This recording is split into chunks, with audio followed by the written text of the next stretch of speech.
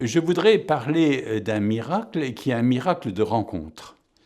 Et ce miracle de rencontre s'est produit le 22 avril dernier à l'École nationale supérieure de chimie de Paris, à 17 heures exactement.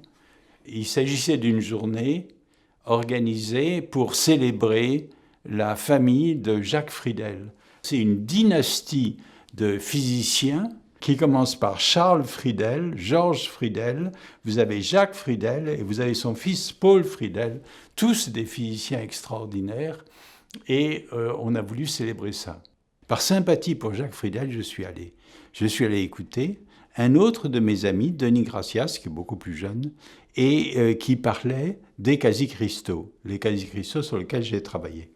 Et j'écoute Denis Gracias, et c'est là que le miracle est advenu, c'est que Denis Gracias a parlé non pas des quasi-cristaux, mais d'une configuration géométrique assez semblable qui s'appelle les macles et qui ont été découverts par Charles Friedel et Georges Friedel et qui ont préfiguré les quasi-cristaux.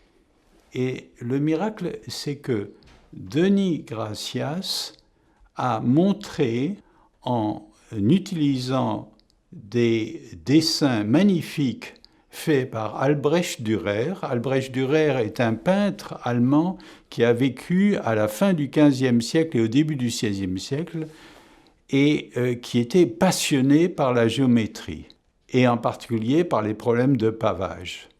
Donc Albrecht Dürer, dans le livre qui s'appelle Géométrie, a dessiné la planche que reproduit Denis Gracias dans son exposé.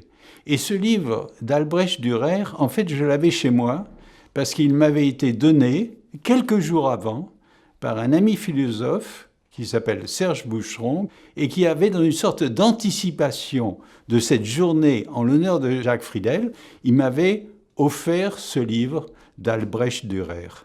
Albrecht Dürer est quelqu'un de passionnant parce que c'était en quelque sorte un homme nouveau de la nouvelle culture de la Renaissance. Ce n'était pas un humaniste au sens classique, il a écrit son livre en allemand. Et comme les mots scientifiques n'existaient pas en allemand pour parler de la géométrie, il a utilisé le langage des artisans. Donc son livre « La géométrie », dans lequel on trouve ses premiers dessins de macles, c'est-à-dire préfigurant les quasi-cristaux, ce livre a été une sorte d'irruption de la démocratie. C'était écrit en langue vulgaire. Et c'est cette magnifique rencontre entre Dürer, entre l'œuvre de la famille de Jacques Friedel et l'exposé de Denis Gracias qui m'a complètement fait battre le cœur et qui m'a montré qu'entre culture scientifique, culture artistique, et entre le présent et le passé, il y a des liens extrêmement profonds. Et en fait, la science regarde vers le passé autant que vers l'avenir et les différentes disciplines communiquent d'une façon que pratiquement on ne soupçonne pas. Voilà ce que je voulais vous dire.